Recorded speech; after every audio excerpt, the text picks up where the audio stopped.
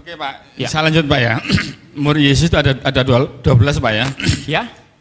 Murid Yesus itu ada 12 Pak. Jadi topik ini sudah beres ya. Kenapa kok hanya ya? Belum Pak, belum. Saya tidak yakin. Ya. Kok melompat kayak 12 murid?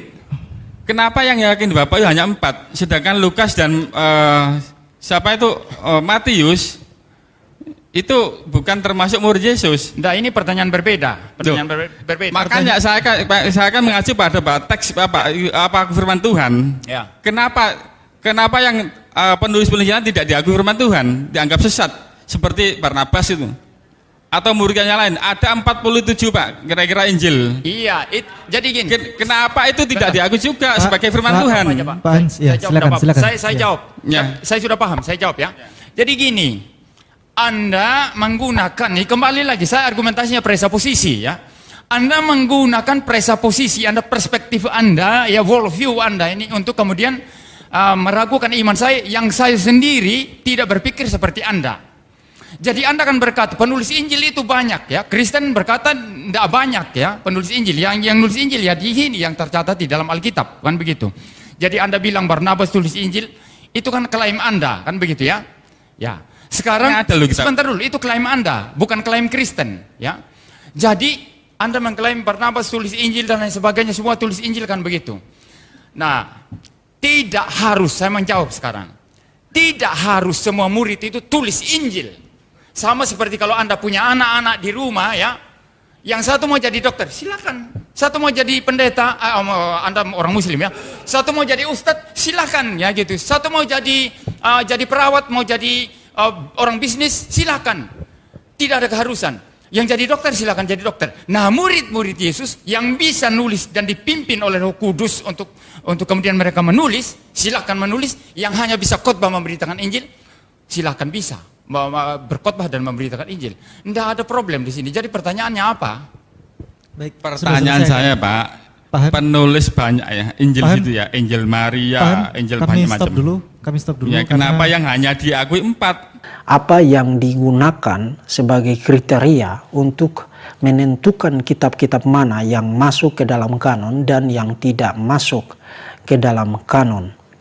Nah, isu ini menjadi sesuatu yang sangat penting untuk diketahui oleh semua orang Kristen, dan karena itu saya mendorong Anda sekalian untuk membagikan isi presentasi ini kepada sebanyak mungkin orang Kristen yang Anda kenal. Nah, isu ini menjadi sangat penting setidaknya karena 3 hal. Pertama, pada tahun 1945 ditemukan sekumpulan naskah di Mesir yang disebut dengan naskah-naskah Nag Hammadi, dan di dalam kumpulan naskah itu terdapat puluhan naskah yang ditulis dengan menggunakan genre Injil di dalamnya. Maka Anda familiar dengan Injil Maria, Injil Petrus, Injil Thomas, Injil Filipus, dan seterusnya. Maka pertanyaannya adalah, kenapa Injil-Injil itu tidak mendapat tempat di dalam kanon Perjanjian Baru? Dan itu mengantar kita kepada poin yang kedua. Nah, untuk memberikan penjelasan tentang keberadaan Injil-Injil itu di dalam koleksi Nag Hammadi itu, sekitar 2 dekade yang lalu menjadi sangat terkenal bestseller sebuah novel sejarah, fiksi sejarah yang ditulis oleh Dan Brown, The Da Vinci Code.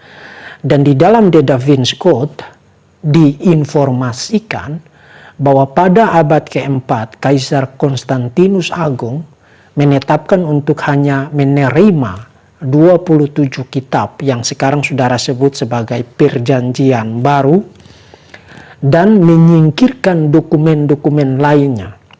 Jadi dari 80 dokumen pada masa itu menurut Dan Brown, hanya 27 kitab yang diterima sebagai bagian dari kanon Perjanjian Baru. Jadi kanon Perjanjian Baru itu baru terbentuk pada abad keempat melalui kekuasaan politik dari seorang kaisar Romawi bernama Konstantinus Agung. Nah, itu isi dari Dan Brown. Itu yang disebut dengan teori konspirasi mengenai terbentuknya kanon perjanjian baru.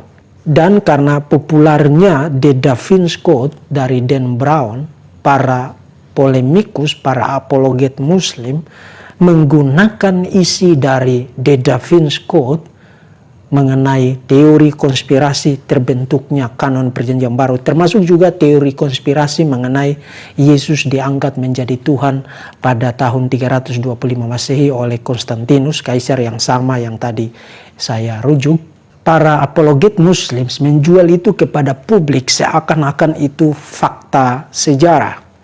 Dan karena itu kekristenan, orang-orang Kristen harus bisa memberikan jawaban terhadap persebaran informasi-informasi sejarah bohong-bohongan semacam itu.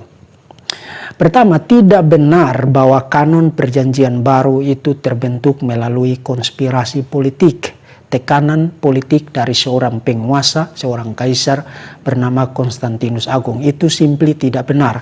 Kesadaran akan kanon itu sudah muncul pada abad kedua. Tetapi pertanyaan yang diformulasi di dalam isu ini itu adalah pertanyaan yang valid dan yang perlu kita berikan jawabannya. Kenapa Injil-Injil yang lain, yang tadi saya sebutkan, Injil Maria, Injil Filipus, Injil Thomas, Injil Petrus, dan seterusnya tidak masuk ke dalam kanon? Yang masuk ke dalam kanon itu hanya 4 Injil kanonik yang kita kenal sekarang. Matius, Markus, Lukas, dan Yohanes. Kenapa? Apa kriteria yang digunakan oleh para bapak gereja untuk menerima kitab-kitab tertentu masuk atau tidak masuk ke dalam kanon? Nah, bicara tentang kriteria itu, kita mengenal ada 3 kriteria penting. Pertama, kriteria apostolik. Kedua, kriteria universalitas. Dan yang ketiga, kriteria otentisitas. Akan saya jelaskan satu persatu. Pertama, kriteria apostolik tidak harus berarti bahwa naskah itu, dokumen itu ditulis langsung oleh seorang rasul. Kriteria itu berarti sebuah dokumen ditulis langsung oleh rasul atau ditulis oleh orang yang mengenal secara langsung seorang rasul, seorang saksi mata kehidupan dan pelayanan Yesus. Jadi misalnya seperti Markus itu bukan seorang rasul, tetapi dia memiliki asosiasi langsung, kaitan langsung dengan Petrus. Jadi tradisi yang dicatat di dalam Injil Markus itu berasal dari Petrus.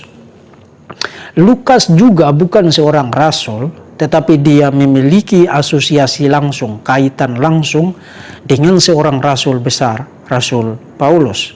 Jadi Anda lihat kriteria apostolik bukan berarti dokumen itu harus berasal dari seorang rasul, tapi harus berasal dari seorang rasul atau orang yang mengenal langsung, terkait langsung, terasosiasi langsung dengan seorang rasul. Itu kriteria yang pertama, kriteria apostolik.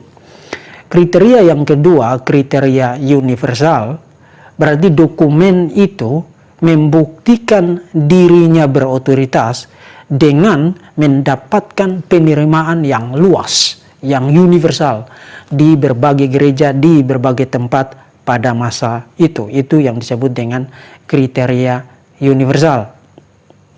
Dan yang ketiga, kriteria otentisitas.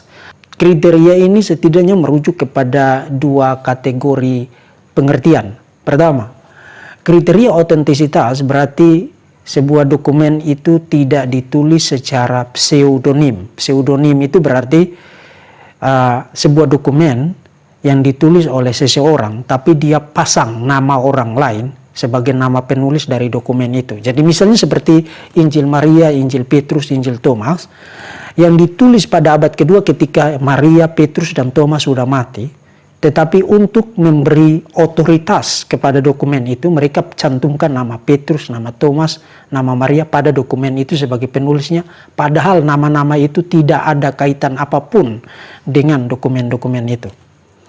Jadi otentisitas di situ berarti sebuah dokumen itu harus diterima kalau dokumen itu bukan dokumen pseudonim.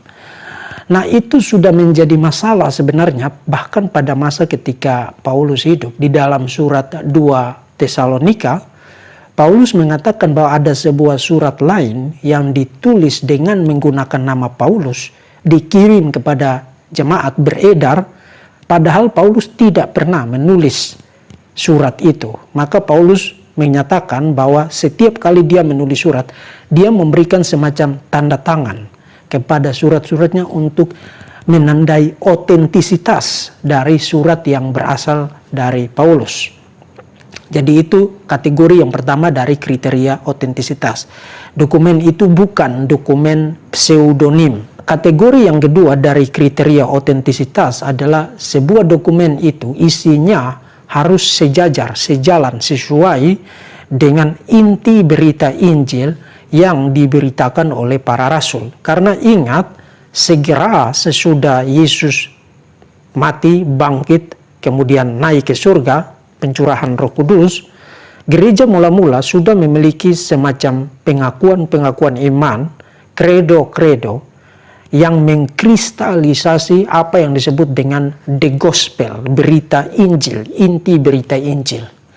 Nah, inti berita Injil di dalam kredo pengakuan iman gereja mula-mula itu bisa kita lihat kristalisasi ringkasnya misalnya di dalam 1 Korintus pasal 15 ayat 3 sampai dengan ayat 8. Para pakar Yesus sejarah, studi Yesus sejarah menetapkan penanggalan untuk tradisi kredo yang ada dalam 1 Korintus pasal 15 ayat 3 sampai 8 tentang Injil, menetapkan penanggalannya tidak lebih dari 5 tahun setelah Yesus naik ke surga. Bahkan James D.G. Dunn, profesor perjanjian baru yang sangat terkenal itu, menyatakan bahwa tradisi yang ada di dalam 1 Korintus pasal 15 ayat 3 sampai 8 itu berasal hanya beberapa bulan setelah kematian Yesus. Jadi itu tradisi yang sangat tua. Dan kita juga melihat bahwa di surat Galatia yang menurut banyak pakar perjanjian baru sebagai dokumen terawal dari semua dokumen perjanjian baru, surat Galatia dianggap sebagai surat paling pertama yang ditulis oleh Paulus. Saya sendiri berpandangan bukan surat Galatia tapi surat 1 Tesalonika merupakan surat tertua. Tapi itu merupakan salah satu dokumen tertua dari perjanjian baru. Dan di dalam surat Galatia Paulus sudah bicara tentang the gospel, Injil. Maka Paulus mengatakan bahkan malaikat dari surga sekalipun yang memberitakan Injil, the gospel, Injil yang lain, terkutuklah dia. Jadi 3 kriteria itu, apostolik, universalitas, dan otentisitas, itu merupakan kriteria yang digunakan oleh bapak-bapak gereja untuk mengenali dokumen-dokumen mana yang berotoritas dan dokumen-dokumen mana yang tidak berotoritas. Dan itu berarti penentuan kitab-kitab itu masuk ke dalam kanon itu terutama bukan terletak di tangan dan di otoritas bapak-bapak gereja atau gereja mula-mula.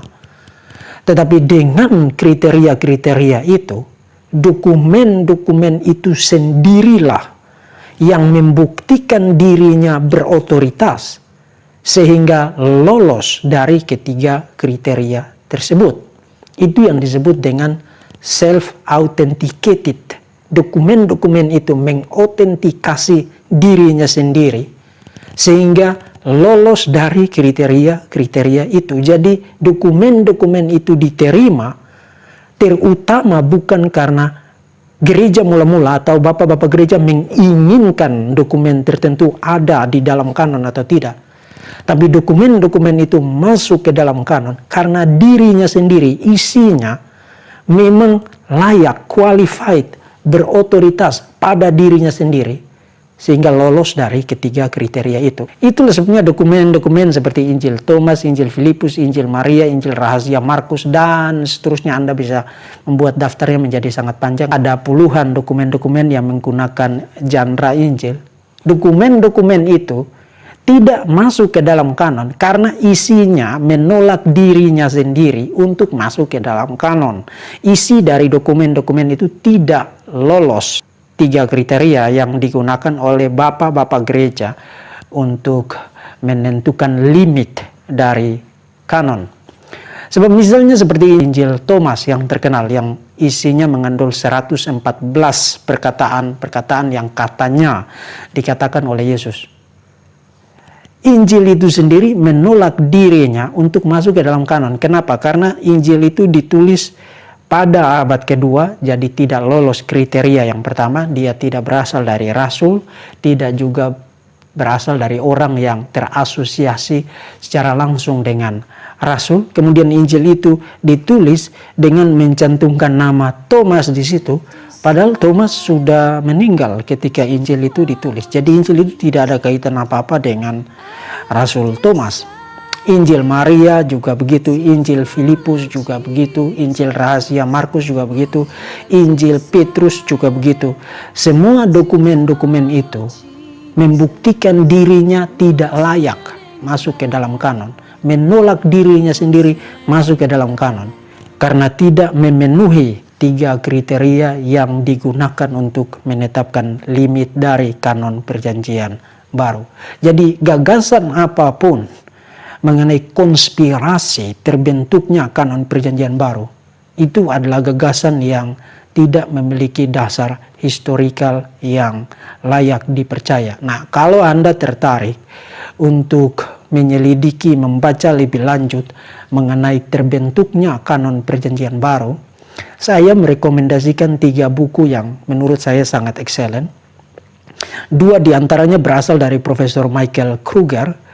Beliau adalah Profesor Perjanjian Baru dan Kekristenan mula-mula di Reform Theological Seminary. Dia menulis 2 buku yang sangat excellent, yang Anda bisa lihat judul-judulnya ada di screen video ini sekarang. Dan saya juga sudah membuat review terhadap isi dari kedua buku itu di akun saya di Academia Edu. Anda bisa membaca review saya terhadap kedua buku ini di Academia Edu.